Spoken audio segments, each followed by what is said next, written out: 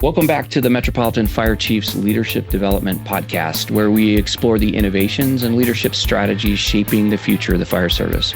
This podcast is for Metro Chiefs by Metro Chiefs, engaging in conversations about issues that are relevant to members of our association. This series is, however, very useful for current or aspiring fire chiefs in any size department in the U.S. or internationally. I'm your host, Alec Houghton, Fire Chief for Aurora Fire Rescue in Colorado. Today's conversation focuses on the psychology of leadership and the role psychology plays in Metropolitan Fire Department leadership, organizational culture, communications, decision-making, and member wellness. And as you know, we'll probably go way off script as we usually do. Mark and I know each other, our guests today, and so I'm anticipating a lot of turns in the conversation. In the fire service, we spend a lot of time discussing strategy, operations, and performance, but underneath all of those things are human beings operating in high-stress, emotionally demanding environments. Understanding the psychology behind leadership has become increasingly important as organizations work to build trust, resilience, accountability, and healthy workplace cultures. Joining us today, as I mentioned, is Dr. Marc Kruse. Dr. Kruse is a licensed clinical psychologist who has spent years working directly with firefighters, paramedics, and public safety leaders in high-stress environments. He currently serves as the Vice President for Research and Development with First Responder Behavioral Health and is the staff psychologist with the Austin Fire Department and Austin Travis County EMS. His work focuses on behavioral health, trauma exposure, resilience, organizational wellness, and the psychological factors that influence leadership and team performance in emergency services. Dr. Kruse, Mark, welcome to the podcast. Anything I left out or any of those crazy doctor disclaimers that you have to give before we dive into the first topic that we want to cover today? Well, you'll have to let your audience know that I think you added a few things in there to make me sound more impressive than I actually am. I try. Thanks for doing that. Set the bar high for me. So just in terms of background, like you said, I'm a licensed clinical psychologist. I always like to share that I got my PhD in getting college students drunk because that was kind of a fun part of my development. And when I initially graduated, started working at the VA with returning war veterans, and through that opportunity, I got a chance to start working with fire departments around the country as part of a big research grant, a longitudinal research grant to try to identify folks who did really well in fire service versus those who kind of struggled in it. And that's what really got me into working with firefighters. So after being in the VA for about 5 years, I was offered and took a full-time job opportunity with Austin Fire and Austin Travis County EMS, where I've been for the last 14 and a half years, which is great. Hard to imagine it's been that long. But more recently, and this is actually how you and I got to know each other, started doing more work nationally, looking at some of the risk factors with kind of behavioral health and tracking those in fire service. And so a lot of what I've be talking about today, I won't be talking about my departments per se, certainly not here in Austin, but through this project, I've gotten a chance to get to know and work with fire service leaders from kind of across the country. We're in 25 different states now, people like you, and so it gives us an opportunity to really kind of hear about some of their challenges, some of their wins, especially as they try to incorporate changes within their agencies. So happy to kind of share those experiences with you. Hopefully this will be helpful, and we might as well jump in. Well, it was great to connect with you. I think the first time I really saw you talk was at FRI. I believe it was in Dallas, and you presented on some assessment tools that were sort of silent alarms, if you were, smoke alarms in the ceiling to identify early on some information about folks, a self-assessment, if you will, to kind of raise a flag that said that, hey, there might be something going on, and to really prompt people and give them the resources to take care of themselves. And I appreciate that work and the work you've done in that space, but also the way you do it. And it was one of the things that really speaks to your character, you and Cody, and the model, about reinvesting every dollar back into the company is a really, it's just really impressive. I think it speaks to why you're doing this work. But in that time together and in the time since, you and I have talked several times, and I don't pay you to be my therapist for sure, because I don't think you can drink margaritas with your therapist. I think there's probably some rule against that. We have to have our priorities right. Yeah. but sometimes it does grease the wheels grease the gears for the conversation. But you and I have talked a little bit about the weight that comes with leading specifically metropolitan departments. And so I'm going to dig a little bit into the psychology of leadership and just ask, and again, this isn't research-based, but a lot of the general studies that you've had throughout the years probably inform your perspective quite a bit. So from your perspective as a clinical psychologist, like, what do you see as some of the most important psychological principles that leaders in large organizations, we're specifically talking about metro fire departments, but in large organizations should maybe understand about themselves and the people that they lead? Boy, that's a huge question, because there's so many different kind of avenues in it, and so whether we're talking about kind of the self-insight stuff, or we're talking about being able to kind of connect with other people, but when we think about broadly speaking, if we're talking about what are the range of kind of psychological principles and things to be aware of, it encompasses so many different things, right? So, there's a cognitive component of it, right? There's an emotional component to it. There's a social component to it, because you're not just leading yourself, you're leading these other people. And then there's contextual pieces to it as well. And one of the things that we know is that leadership styles can be super effective in one particular context, in one particular situation, and they could have the exact opposite impact for another what from the outside looks like it could be a very similar situation or addressing a similar kind of concern. And so I think when we think about some of the pressures that the fire chiefs face, particularly fire chiefs in kind of these larger organizations, is how can I get kind of a complete understanding of what it is that I'm walking into and I'm kind of dealing with, right? And what are the priorities? Because I think some of our firefighters often think like, well, you're the top of the organization, you're going to make whatever choice you want to, and that's not the case, right?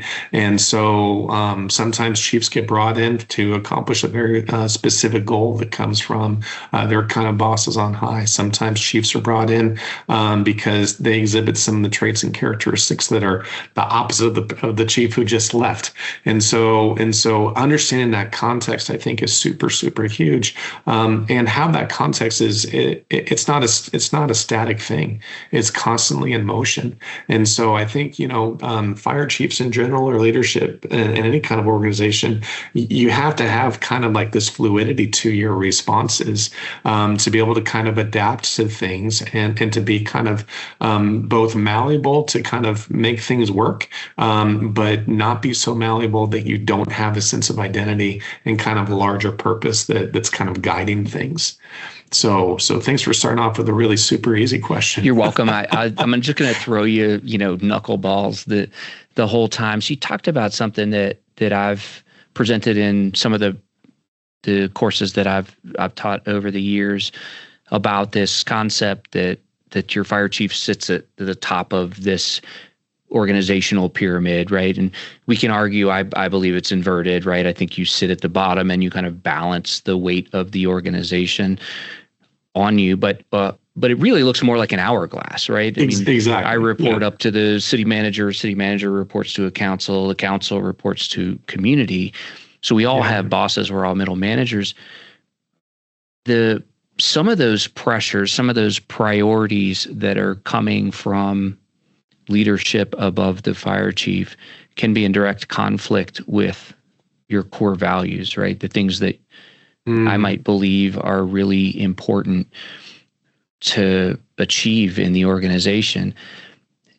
I've heard somebody call that where you have to act in conflict with some of your values, like a moral injury or something. I've heard people talk about that. I don't really know what that is, but I do see chiefs quite a bit who are having to do things that I am sure, because I know them, are in conflict with those values. What is that doing to us over time? Oh, geez, talk about a stressful situation. Yeah, and hopefully they're not like diametrically opposed to your core values, right? Because I do genuinely believe that that when we can take away all the different layers, like ultimately there is a shared goal in mind, right?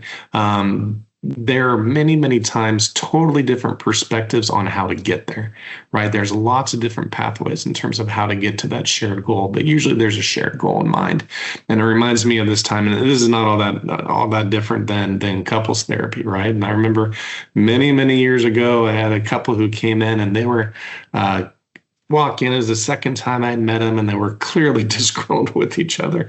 And they sit down, and I was like, "All right, guys, what's going on?" And they shared this argument that they had just had about what they wanted their son to do when he was old enough to get a summer job, right?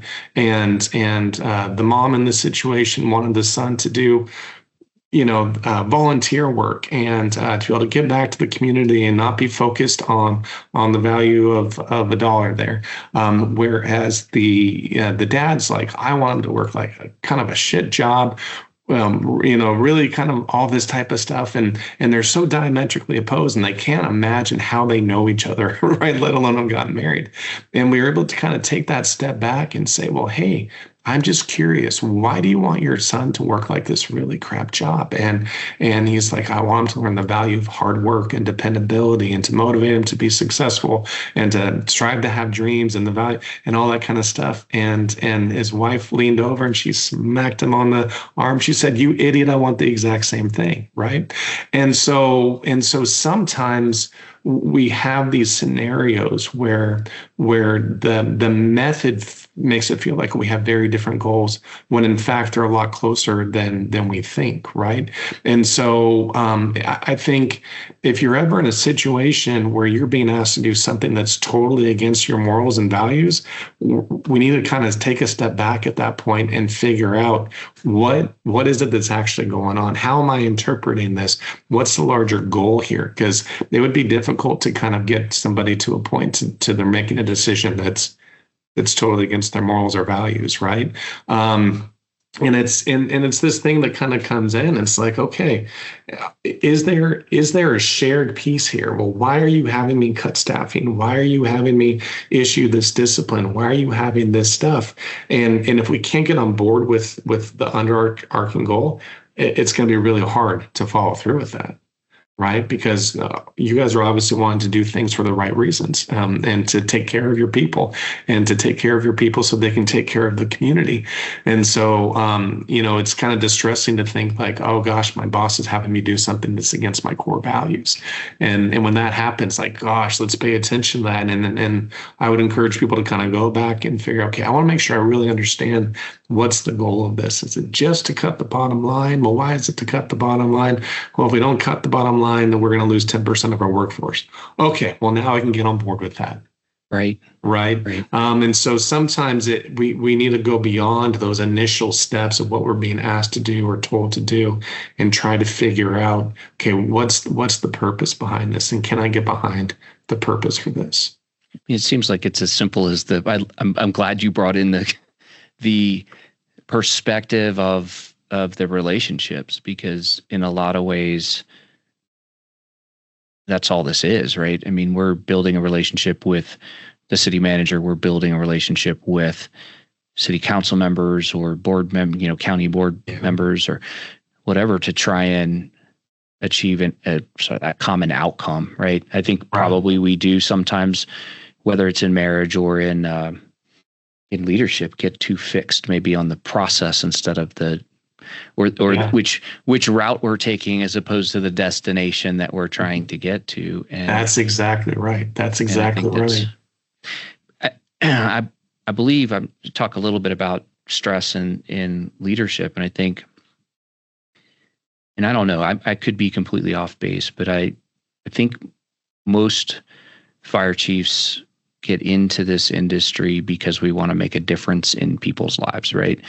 We don't get into these positions to build fancy fire trucks, although driving a 500 horsepower rig doesn't suck, right? I'll just be clear about that. But that's not what draws us here, I don't think. I think we come to make a difference. And the difference that we're making is not like we don't go, I can't wait to save property. Like we're really trying to impact people's lives. Right.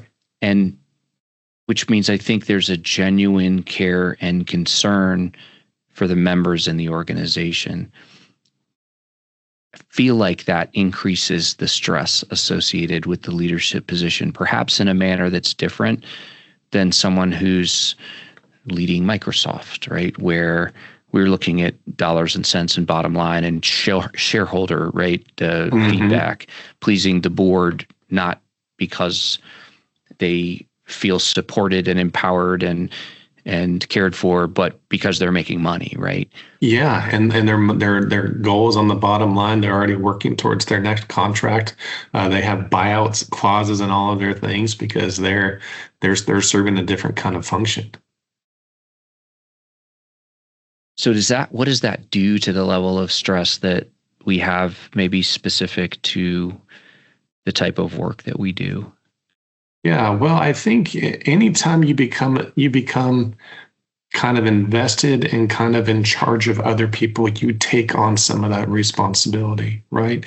It's imagine going from your rank as a firefighter when you first got into the fire service and you're worried about kind of paying your own bills and taking care of your own family, to now all of a sudden you're a company officer and not only worried about kind of your lifestyle and stuff, you're worried about your crew, right?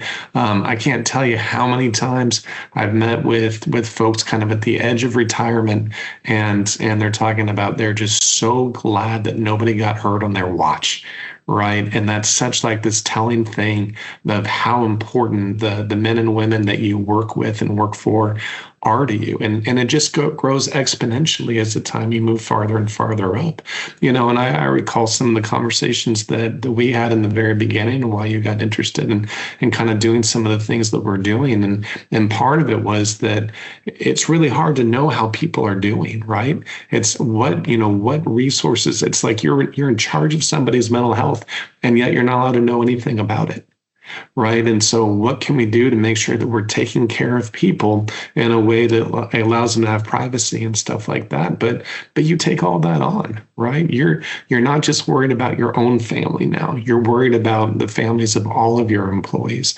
And when people go through challenging times and difficult times, or they make decisions that create some difficulties, you can't just be, totally removed from that, because these are people that you care about. Even if you don't necessarily know that individual firefighter, you care about the type of people who do this. And so the level of anxiety just increases, right? You have like some things you have control over, but let's be honest, control is an illusion, right? You have no way of guaranteeing whether one of your employees tonight is going to go off and make a difficult decision that's going to impact the rest of his family and his life, right? And yet you carry the burden of wanting to make sure that you're taking care of these people. And so, yeah, by the time you get to your level and you're in charge of multiple hundreds of firefighters and relatedly all of their significant others, and then within this larger organization, it becomes a huge pressure builder. How do you recognize that in yourself? Because it's really interesting when you're at the top of the organization, right? When I was a lieutenant or as a captain or even a battalion chief, you have at least one peer, right? And there's sort of this peer group, and depending on the relationships that exist, you can kind of go to that person and just check in, or maybe even have some sort of indicator of what if you're normal, you might be what normal looks like. And if I'm not like that, right, it's almost like a peer assessment, if you will. Yeah. When you get into these positions, it's kind of difficult, right? Because to your point about confidentiality of this information and concerns about that, I think we share that need for our personal information to stay personal. So we're kind of on a little bit of an island here. And how is it that we can do a little bit of a self-assessment and recognize when perhaps the stress associated with the job we're doing is not healthy anymore. It's kind of tipping that scale away from productive stress to toxic stress. Yeah, I mean, probably the most efficient way to do it would be to talk to the important people in your life, like your wife and your kids, because they get to see the true version of you, right? They get to see the impact that it has on you, even if they don't know why. And so, when we think about, so there's a particular measure. So the type of anxiety that first responders tend to experience is called generalized anxiety, right? Very few of you have things like social phobia or fears of snakes or fears of heights. Like the people who struggle with that type of anxiety or panic attacks, most of them don't choose to go into like the fire service route, right? So, but the type of anxiety you guys experience is called generalized anxiety, and the way that it's really kind of marked is it's like you're worry about worry, right? And so this idea that and we train you for this, right? From the very time that you enter into fire service and you're sitting there, what are you doing? You're waiting for the tones to go off. You're waiting for the next bad thing to happen.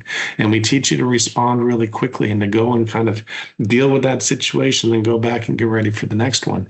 And that's a great thing to have in a first responder, but it kind of sets the stage for some difficult times in your personal life. So things that we see: difficulty with sleep. We see increased irritability. We have this subjective experience of having difficulty feeling relaxed or not having things that are worried on your mind. But a lot of what we see is kind of snappiness in your relationship with your significant others. Everybody knows that our significant others love it when we come home irritable, right? There's nothing quite as great as having an irritable spouse because they're dealing with a whole lot of stressors. And so I think, how can we check this? How can we be aware of it? Hopefully you have a strong enough relationship with the important people in your life. You could ask them, right?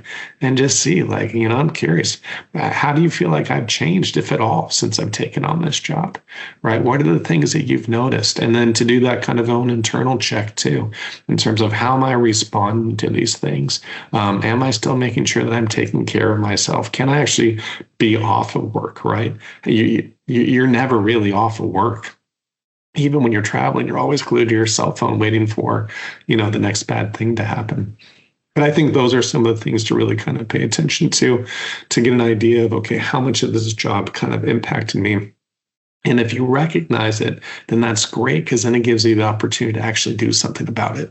And that's the big thing that we want to do, is we want to figure out, okay, what are the things that are most challenging to me? And then how can I minimize the impact of this on my well-being, right?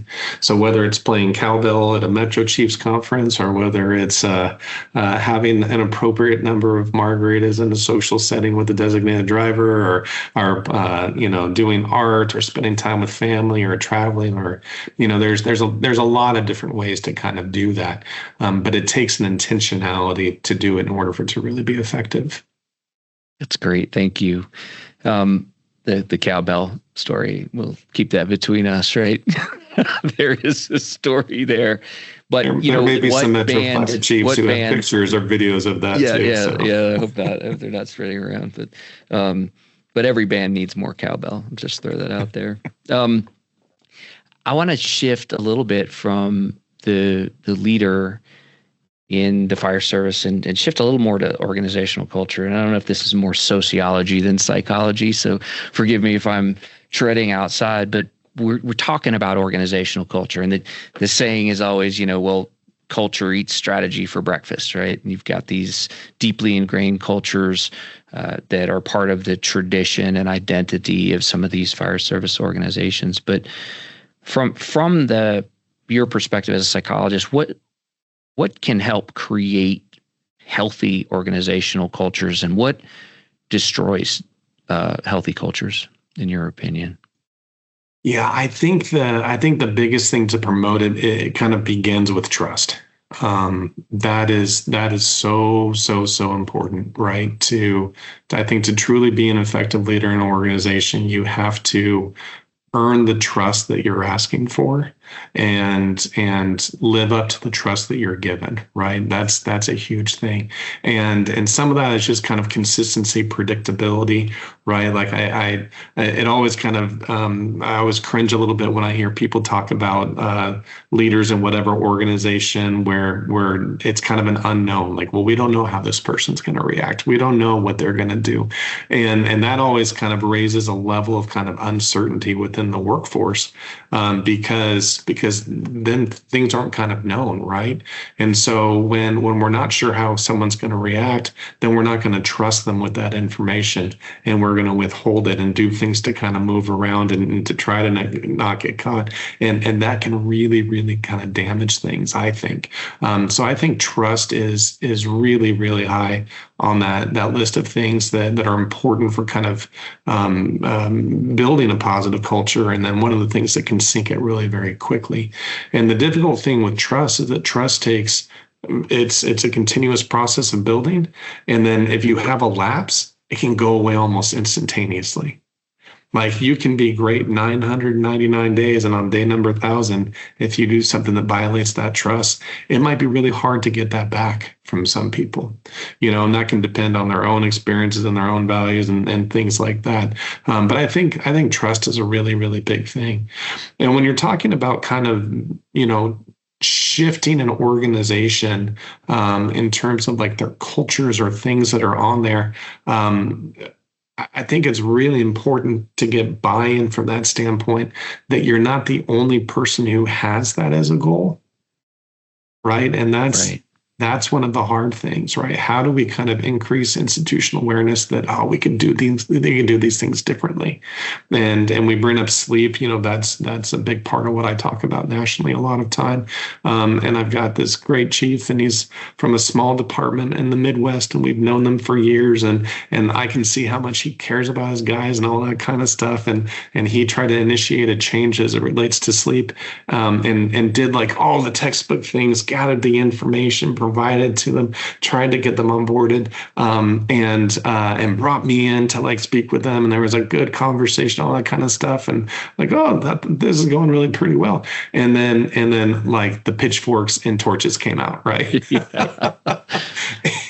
And that's despite doing like all of these things, right? And so, and this was to me, kind of a no-brainer from that standpoint. But there wasn't enough buy-in in order to kind of do that. So if you come into an organization and you have identified like, we need to change this and this and this and this, if those are your initial moves, it's going to be really hard to, I think, be successful and to kind of build the level of trust that's really going to be necessary to kind of get people on board for getting that.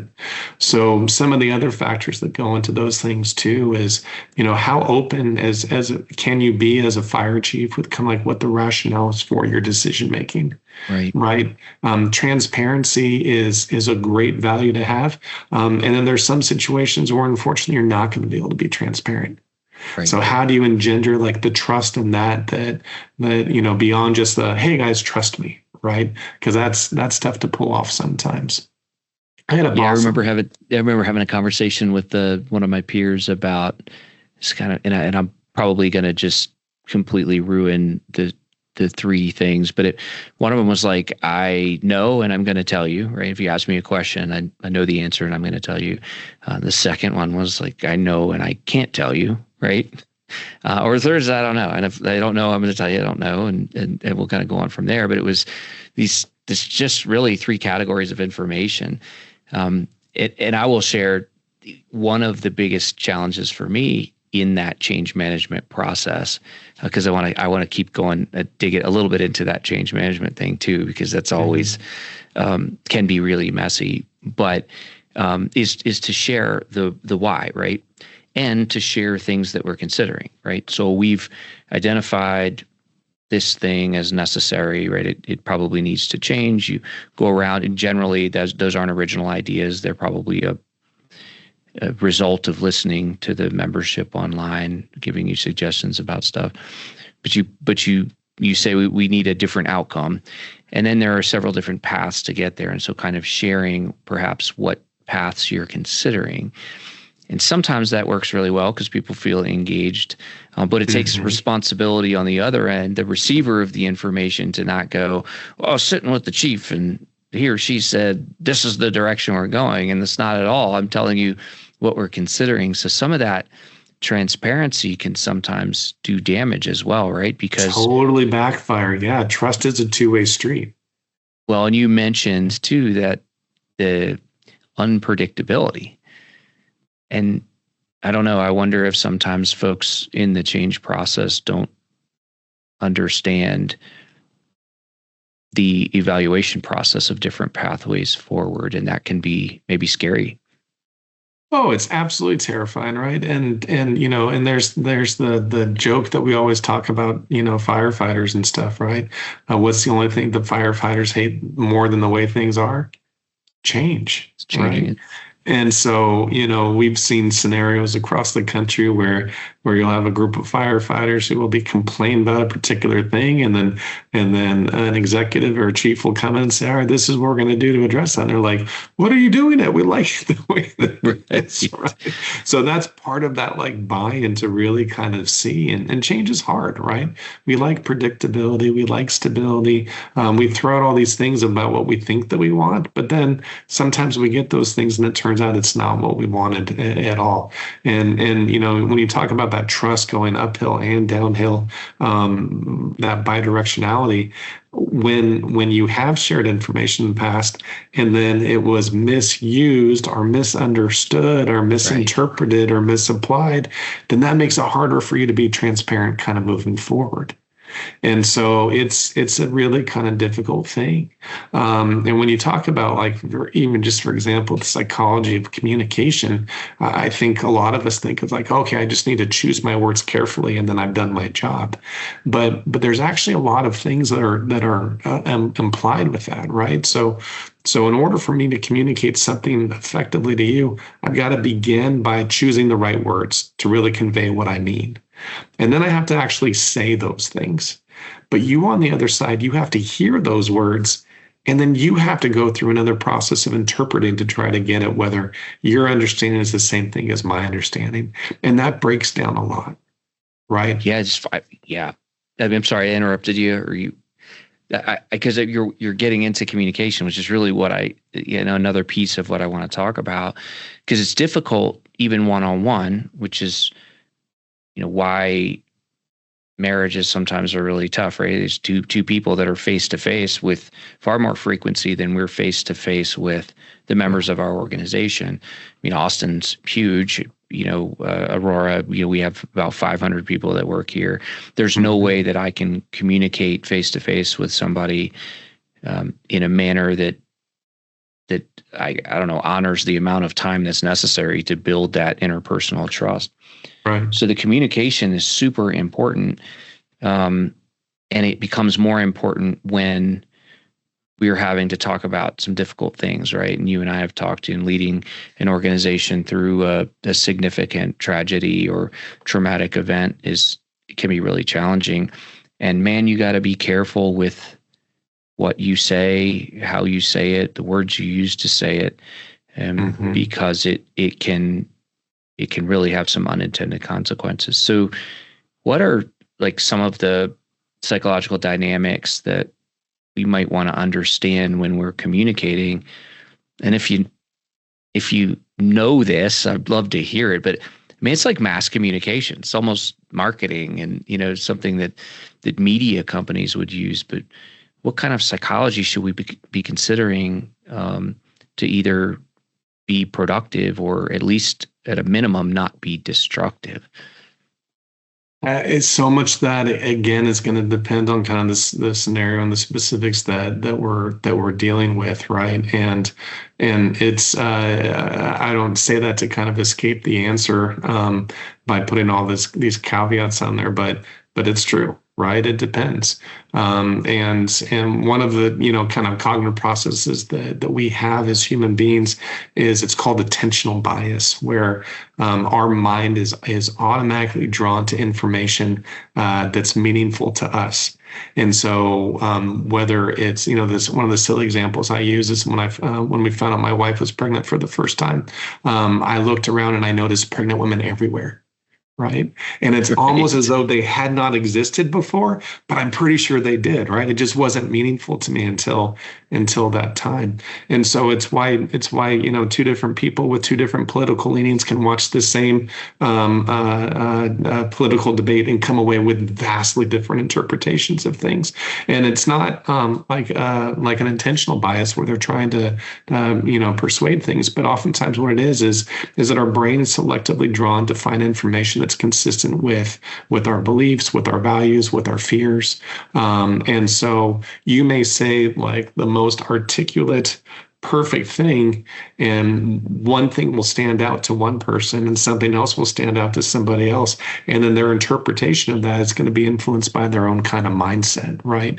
So there is no perfect way to ever kind of communicate anything, because all you can control are the words that come out. You have really no influence over how those words are heard and then subsequently how those words are interpreted. So what it's really important to do is for there to be consistency and clarity in the messaging that you're giving, right?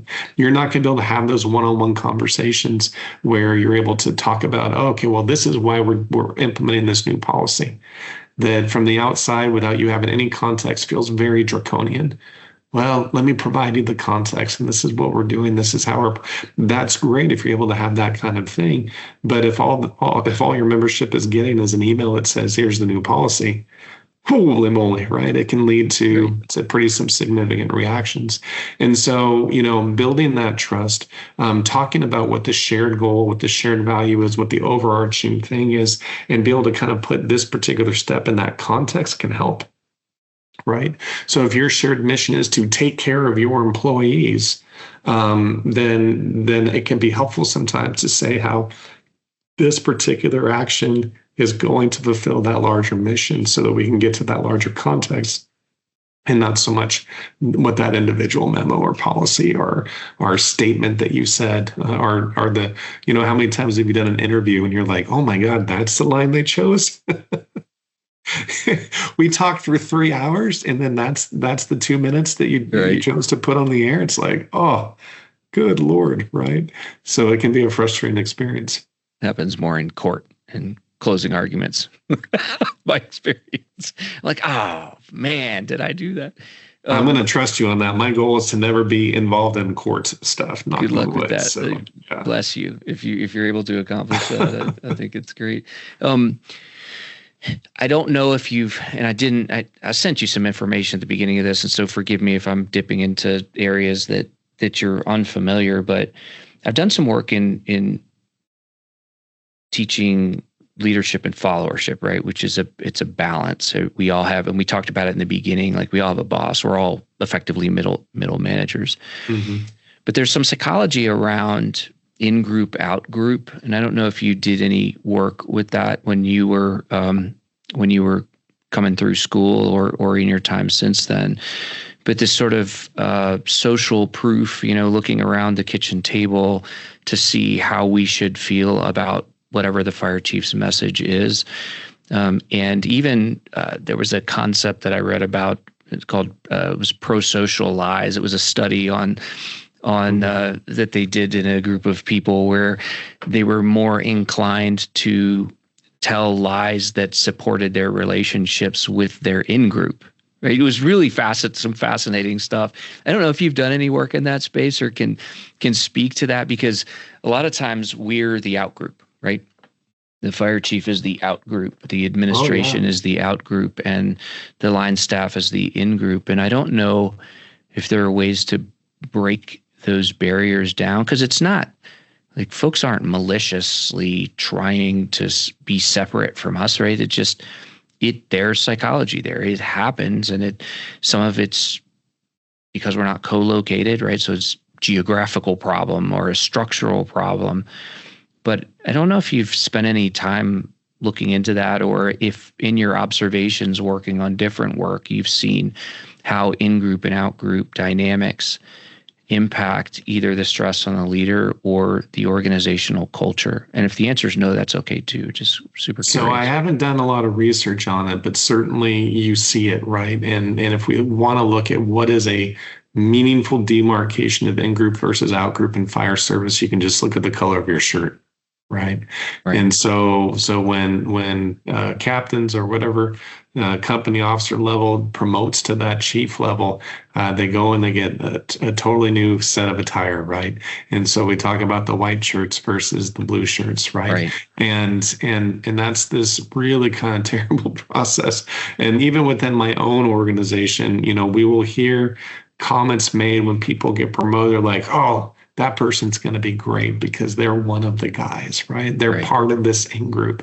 Even with this new shirt, great, we're finally infiltrating the white shirts with people who think of things like us, right? And so you see those dynamics kind of all the time. And then there's a lot of bitterness when people change to a new group and they kind of lose their affiliation. Right.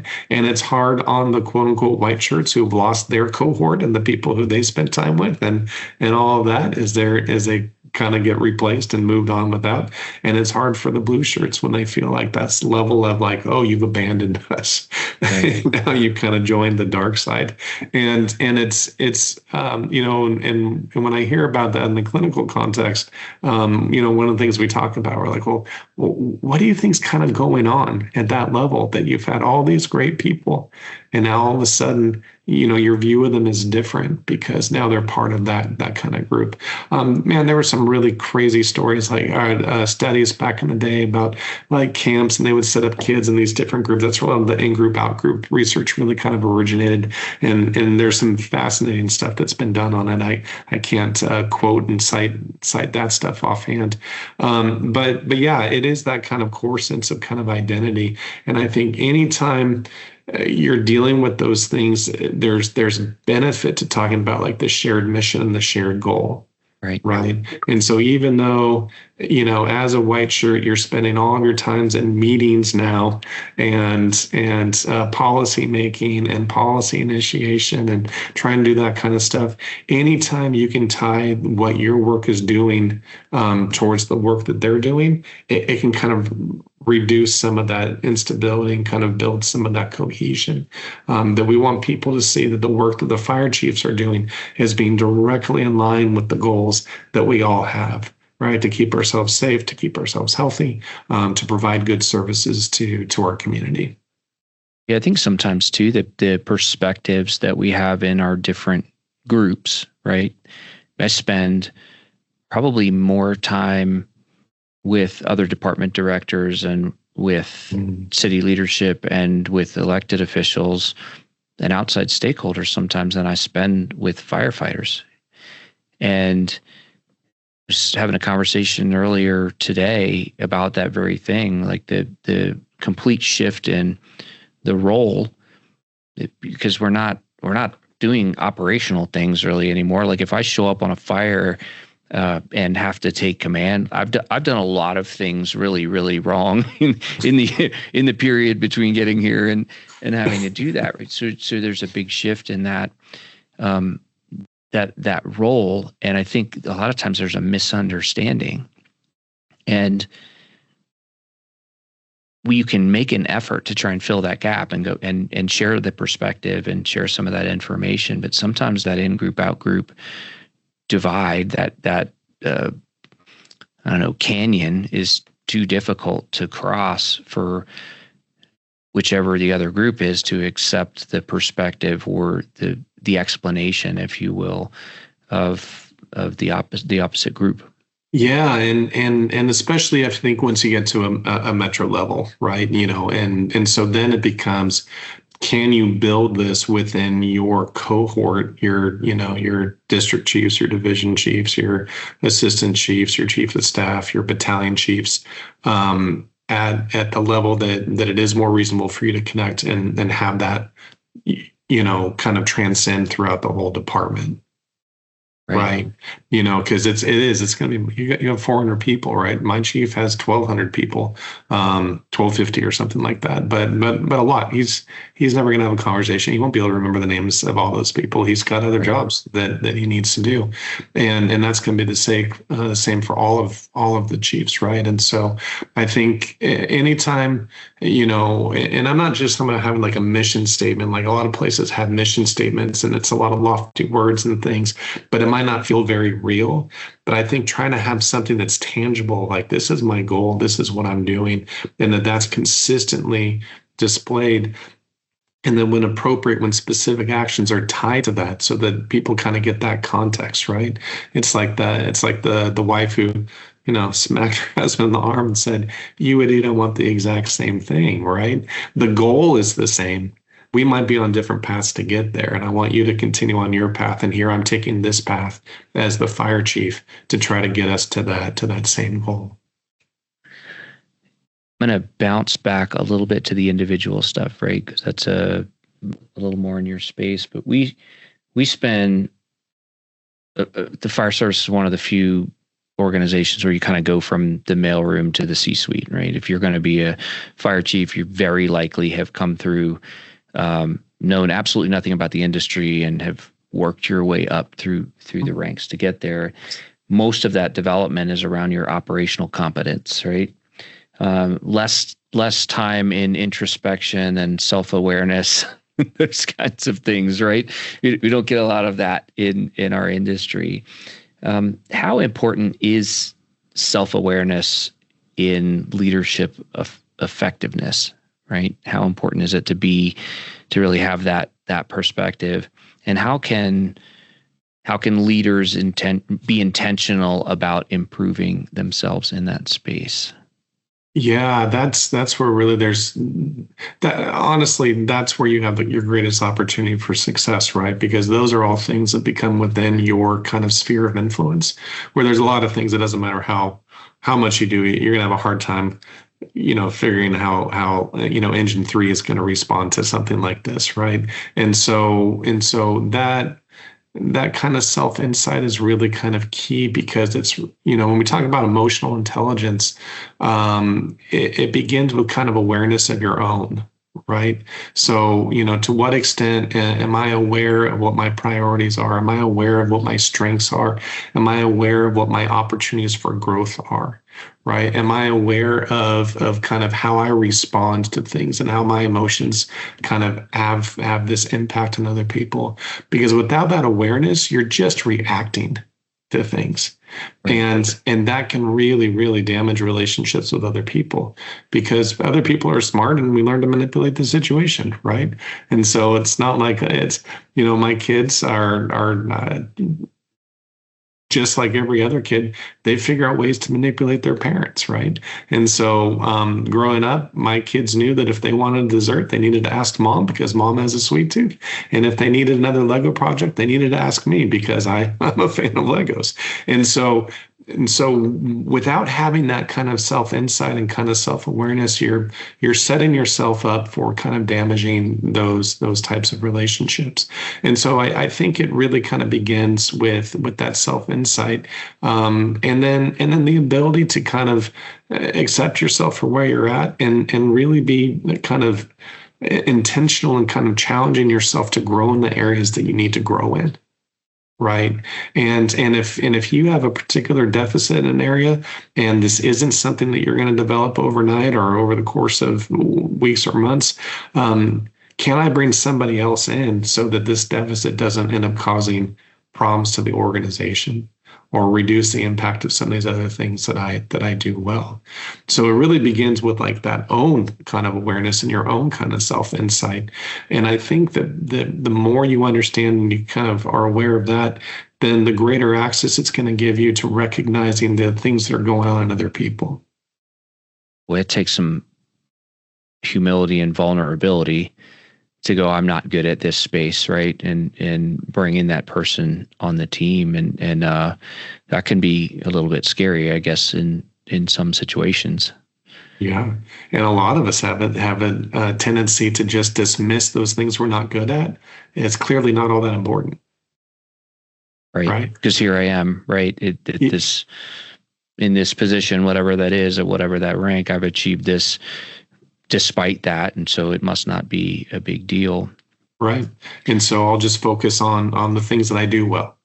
I may not be very good at managing people, but damn it, I'm going to train the hell out of this organization, right? And we're going to get this, or we're going to achieve some sort of goal or something that fits within my skill set, as opposed to being open to strengthening it. Have you done a lot of work with executive teams at all? So not with teams as a team, but with executive team members as individuals. And it's always fun because most of the time where I connect with executive team members, it's very, very, very rarely in my office, right? It's usually over a breakfast or over a lunch, over casual conversation, or we'll bump into each other at some event type of thing.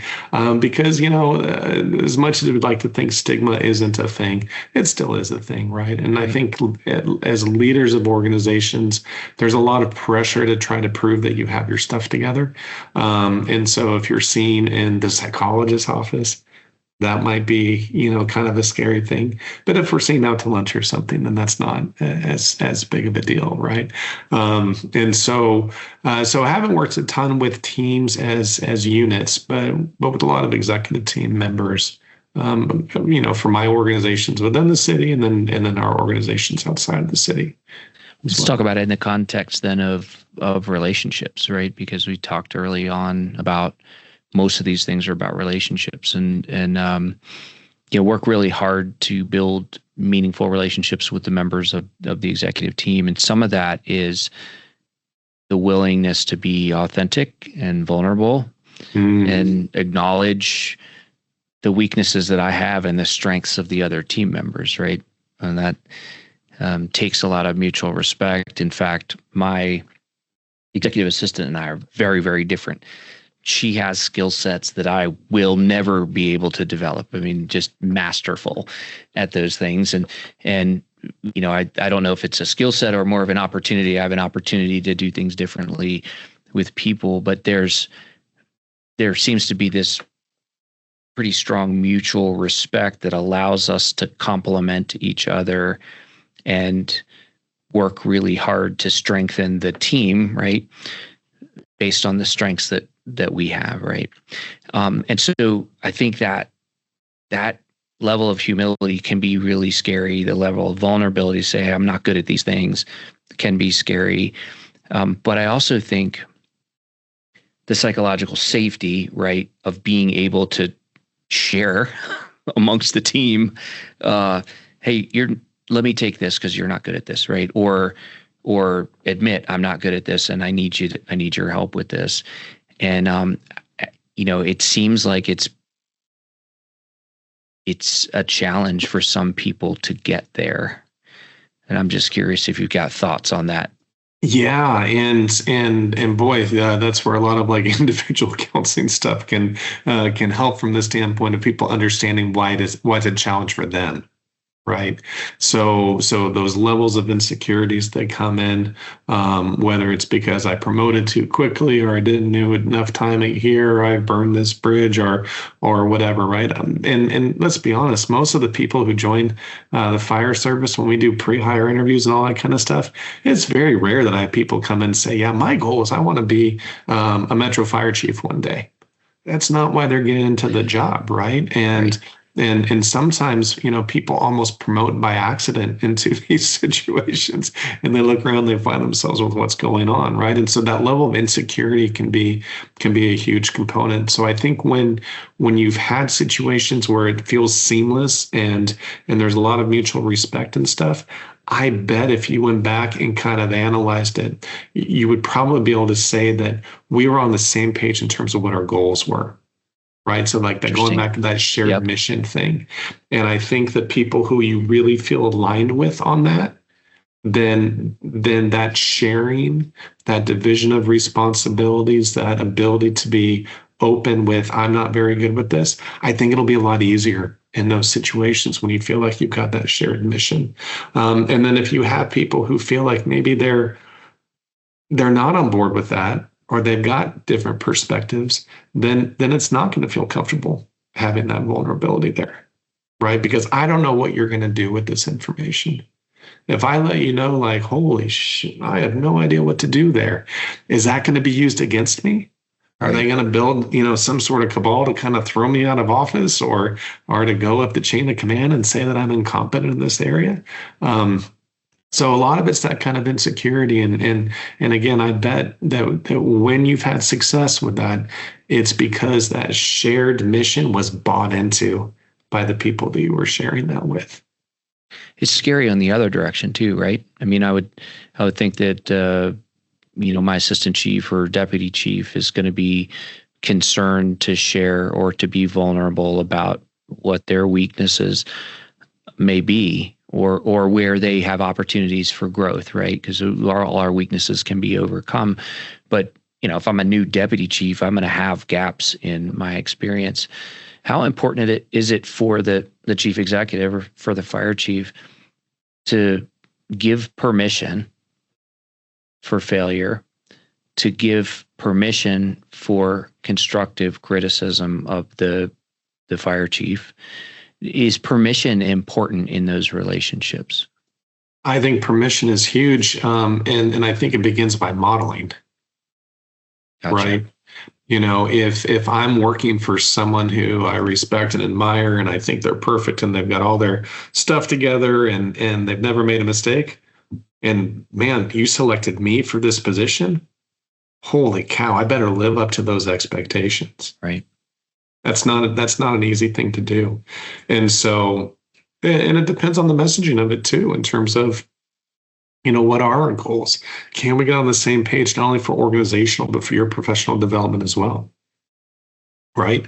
If their goal is to eventually be a fire chief, then what kind of experiences would it be helpful to have at this level where you've got the support of somebody else who's kind of in this spot to learn these things, to grow in these areas, to recognize what you're good and what you're not good at.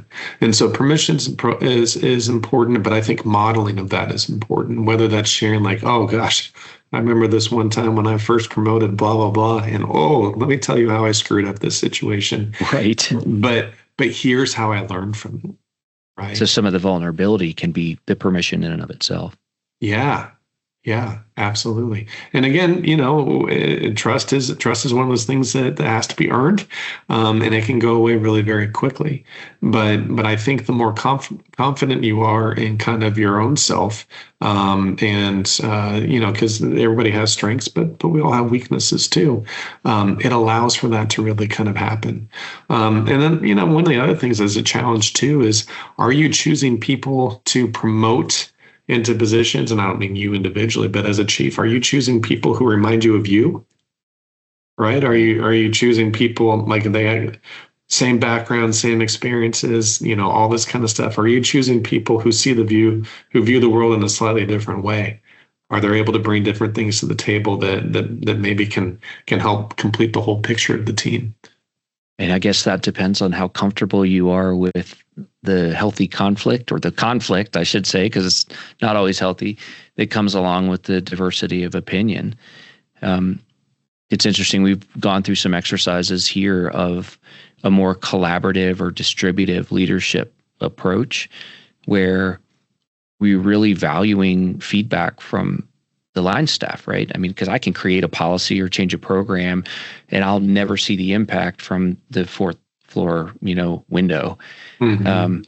And so we've really made a significant effort in collaborating with the folks that are the victims or the benefactors, the ones who were actually doing the job. Yeah, the ones who were doing the work, right? The tip of the spear to try and get that feedback before we roll out programmatic changes or policy changes. But the sausage making is messy, right? And you have to be comfortable with the conflict. If you're going to bring in diverse opinions, you have to be willing to push through that conflict and disagreements and concessions and compromise to get the much better product out the other end of the sausage making machine, whatever That is right. So that I think you come out with a better product, but some people don't have the intestinal fortitude to endure that. Yeah. And what are their interpretations of when you don't agree with them?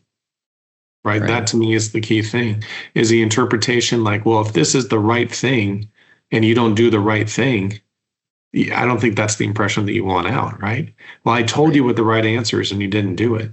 So clearly that means my boss doesn't believe in doing the right thing. Well, and that goes back to what you were talking about the receiver, right? And the trust between the two. Because maybe it's just the upfront conversation that, hey, we're if any of us get everything that we want out of this conversation, then this was not successful. Yeah. Right? We should all be coming out of our trenches and meeting in the middle but it takes patience, and I think it takes humility and maybe some more patience but I think ultimately the decisions are better. So I think leaders in metro departments are making an effort to bring in diversity in thinking into their leadership team. And hopefully they're spending the time to survive, to build trust, to be vulnerable, to be authentic in their interactions, to create an environment of psychological safety where people can disagree with them in that decision-making setting or that sausage-making session, right? That because they recognize the benefit of coming out the other end with a really nicely finished product that considers all perspectives, right? Yeah, and doesn't necessarily agrees with all perspectives, but considers it, right? Yep. And even if there's like, yeah, in an ideal world, you're absolutely right. This is the way to do it. This is the world that we're living in. Right. And so, hey, let's put that on like our 5-year plan in terms of let's get to a level where we can, whatever it is that they're saying would be the ideal, and deal with the present tense. And I think one of the other things that's probably worth mentioning here too is we don't live in like this nirvana where we just got to do what we want. There are real world constraints on things. Yeah. And I genuinely don't think probably many people outside of like the executive team truly understand the financial limitations and restrictions that you're trying to balance with providing the highest level of care. And because we are public service organizations and we're designed to serve the public, we see that as like our highest goal. But we have to put that within the parameters of the real world functioning that we're dealing with. And a lot of departments that I work with around the country, they're seeing cuts in budgets as opposed to increases in budgets. Or even if there's a static number, well, we have to cut services because everybody gets this automatic bump in pay, or the medical insurance is going to cost more, or whatever it is. And so that's a real challenge that I think you guys have to. How do I take what's best for the community and what's best for the organization and try to make that palatable based on what my real life restrictions are? And that's a huge change in that space. It's tough nut to crack for sure. And constantly the hurdle that we've got to clear. Just a closing question, and then I might ask you to just follow up with anything else that maybe we didn't cover. But as you look ahead and your experience behind you and looking at that through the lens of the retrospectoscope, and now we turn towards the future of leadership in the fire service. What psychological behavioral areas do you think organizations need to prioritize in order to build resilience and build trust and build healthy and high-performing teams to serve the communities? Gosh, another softball question that you're throwing out there, right? Like, you're welcome for my service. yeah. Good Lord, these are all big questions. For those of you watching at home, Chief Auden threw out a text that had about 30 questions he was going to ask about 2.5 minutes before I logged in. So, and then I haven't covered any of them. We've gone on all these tangents. So maybe it's good I didn't prep for all of that stuff. So like moving forward, like what's the way to kind of build this moving forward? I hate to come back on this theme, but I think it's important, so I want to mention it again. That we really need to make sure that when we're talking about leadership, that the communication of like the ultimate goal, the shared mission is very clear to everybody, right? Because there's all these different styles of leadership, from servant leadership to all sorts of stuff that you can kind of follow. But at the core of it, any effective leader is going to be able to convey that what's most important to you is also what's most important to me. And if we're able to do that and kind of get that on board, that's going to be a good thing. And so when I look at fire service leaders, my genuine hope is that number one on their list is taking care of their membership.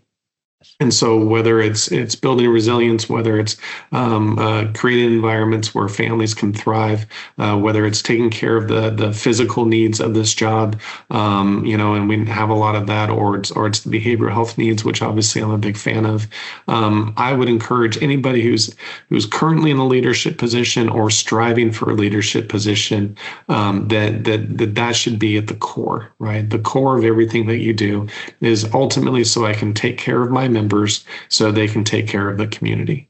Right. Now, that said, we're not giving them open permission for, then we need spas and massage treatments and all these things and, 30 days off a year and all this kind of stuff. Like it's got to be within the reason. Right. So obviously we would love it. I mean, we would love it. Forget these 24/48s and 48/96s. Let's have you come in one day a week and let's turn off 911 at 10 o'clock at night so you can get a good night's sleep and all. That's just not the reality that we're in.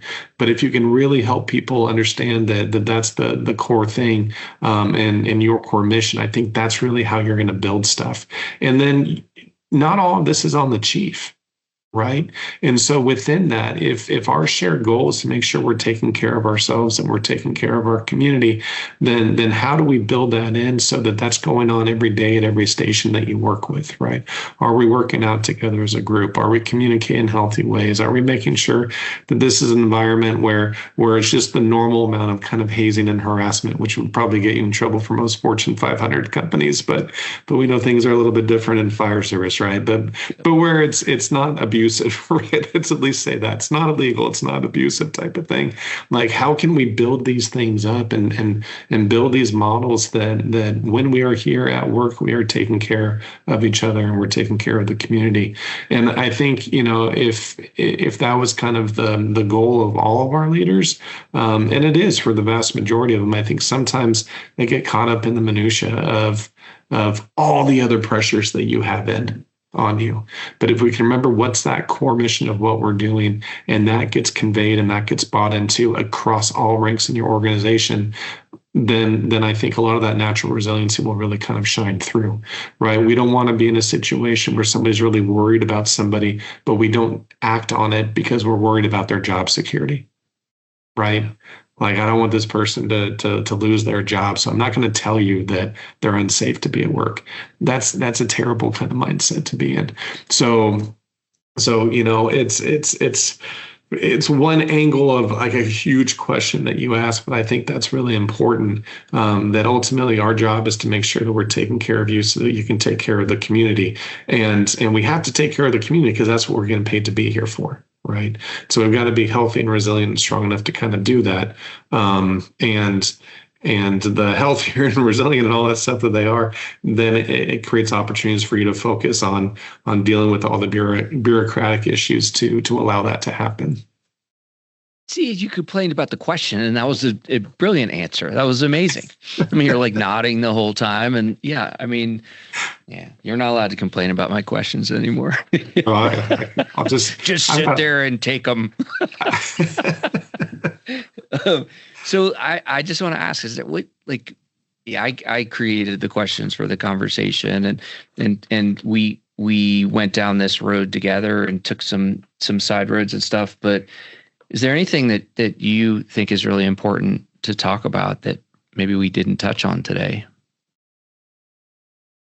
I'm trying to choke down all of the sarcastic answers that are leaping to my mind right now. That's why I like talking to you.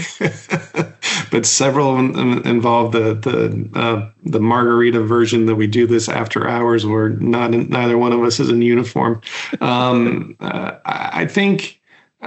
I think the big thing, especially because it's primarily intended for your Metro Fire chiefs and for people who are trying to be leaders at different levels, is to stay really very focused on what the core mission is of what you're doing and why you're doing it.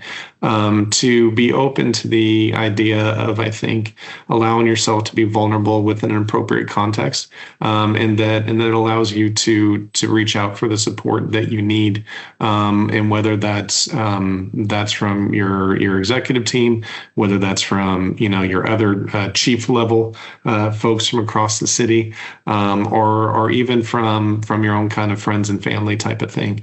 I think most of you have risen to this level because you are extremely, extremely, extremely competent and successful people. You've accomplished a lot, and that can become a little bit of a handcuff to you, I think, sometimes, because you don't have underperformers and underachievers at your level for the most part. And so how to really provide kind of a safe place where they can kind of continue to grow, continue to learn, establish a precedent where, as an organization, we're continually striving for what's the next best thing in order to kind of get better, so that new ideas will come forward. Some of them you'll be able to follow up on, maybe some of them you won't. But we don't want to stifle that, because you've got a ton of future chiefs who are working for you now, who are looking up to you as models of what it is to be a fire chief.